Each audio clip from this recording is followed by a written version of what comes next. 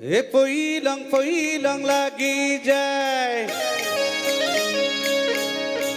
মইলং লাগি যায় বা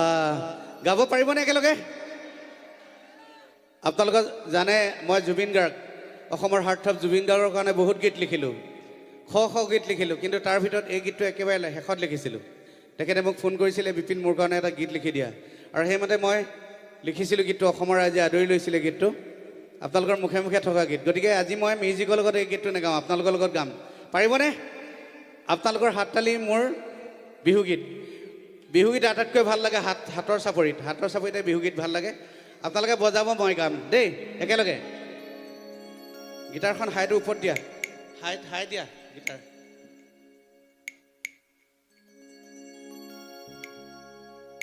হেল্ল' এ পইলং লাগি যায় এ মইলং লাগি যায় এ পইলং লাগি যায় বঢ়িয়া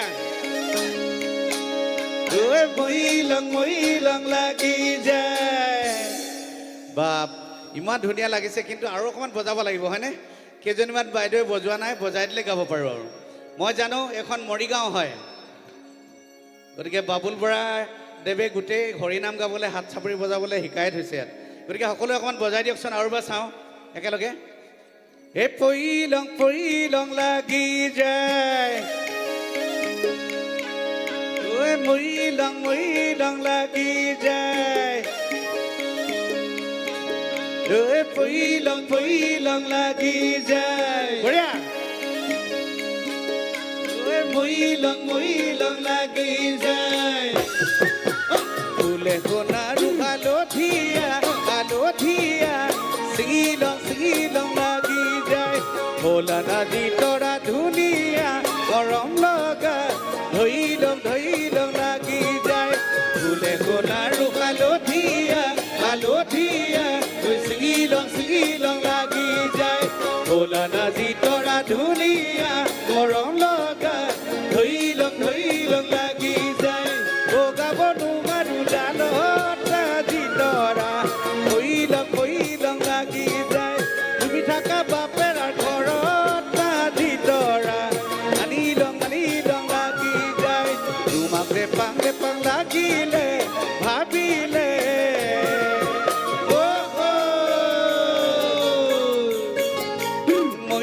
মইলং লাগি যায় মইলং লাগি যায়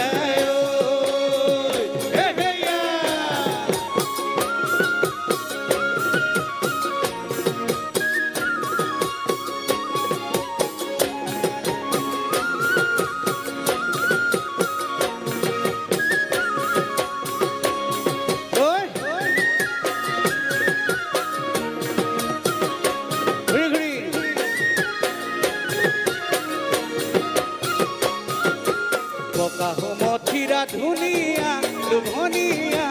পালে খাং লাগি যায় তুমি মোৰ যৌৱনৰ জুৰিয়া নিয়মীয়া চালে চাং লাগি যায় বকা মথিৰা ধুনীয়া লোভনীয়া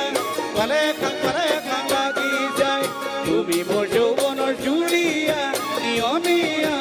চালে চাং লাগি যায় থাকিব নোৱাৰো ঘৰত আজি তৰা যাং লাগি যায় সদায় মনত পৰি থাকে না ভিতৰা আনিলং লাগি যায় তোমাক ৰেপাং লাগিলে ভাবিলে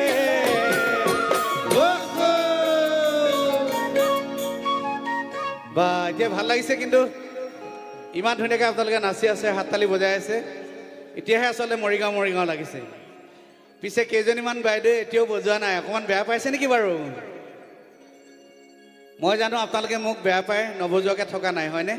আগত কেইবাজনো ডাঙৰ মানুহ বহি আছে অকণমান বোৱাৰী হিচাপে বেয়াও লাগে কিন্তু বিহুগীত গালে বোৱাৰী জীয়াৰী নাই আৰু হয়নে বুঢ়া বুঢ়ী একো নাই সকলোৱে নাচিব পাৰে বিহুগীতত কাকো মানি থাকিবলৈ দৰকাৰ নাই বিহুগীত আমি সদায় গামেই নাচিমেই বুঢ়া হৈ যোৱালৈকে গতিকে বোৱাৰীটো কথাই নাই বোৱাৰীবিলাকে আজিকালি বেছি বিহুৱে গায় মই জানো আপোনালোকে মোক বেয়া পায় নোগোৱাকৈ থকা নাই হাততালি নবজোৱাকৈ থকা নাই কাৰণ মোৰ গোটেই জীৱনৰ কথা আপোনালোকে জানে হয়নে মোৰ গোটেই জীৱনৰ কথা আপোনালোকে জানে মই যেতিয়া সৰু হৈ আছিলোঁ তেতিয়া আমাৰ ঘৰৰ অৱস্থা খুব বেয়া আছিলে তেতিয়া মই মাৰ লগত ঘৰে ঘৰে ভিক্ষা মাগিছিলোঁ হয়নে ঘৰে ঘৰে ভিক্ষা মাগিছিলোঁ অসমৰ ৰাইজলৈ মই ভিক্ষাৰ জুলুঙাটো আগবঢ়াই দিছিলোঁ মোক অকণমান ভিক্ষা লাগে তেতিয়া অসমৰ ৰাইজে মোক পাৰে মানে ভিক্ষা দিছিলে আৰু সেই ভিক্ষা খাই হয়তো মই বয়সত ডাঙৰ হৈছিলোঁ কিন্তু এটা সময় এনেকুৱা আহিলে অসমৰ ৰাইজে মোৰ সেই ভিক্ষাৰ জুলুঙাটো কান্ধৰ পৰা পেলাই দিলে আৰু কি দিলে এখন ফুলাম গামোচা দিলে আৰু সেইখনেই এখন হয়নে আৰু এইটো কেৱল সম্ভৱ হৈছে আপোনালোকৰ কাৰণে আপোনালোক নহ'লে কেতিয়াও মই বিপিন চাওডাং হ'ব নোৱাৰিলোঁ হ'লে সেই কাৰোবাৰ ঘৰত ঢকা খাটি থাকিবলগীয়া হ'ল হ'লে হালোৱা খাটি থাকিবলগীয়া হ'ল হ'লে গতিকে ৰাইজ আপোনালোকে মোক বিপিন চাওডাং বনালে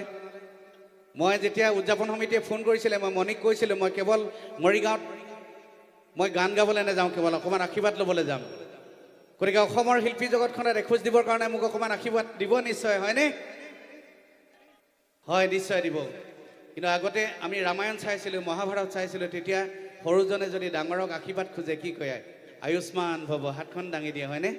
মই চাওঁচোন আপোনালোকে যদি সঁচাকৈ আশীৰ্বাদ দিছে অসমৰ শিল্পী জগতখনত এখোজ দিবৰ কাৰণে অকণমান হাতখন দাঙি দিব নেকি অকণমান চাওঁ বা এতিয়া এনেকৈ জোকাৰি দিয়কচোন সকলোৱে আৰু এবাৰ চাওঁ এ বগাব নোৱা দুডালত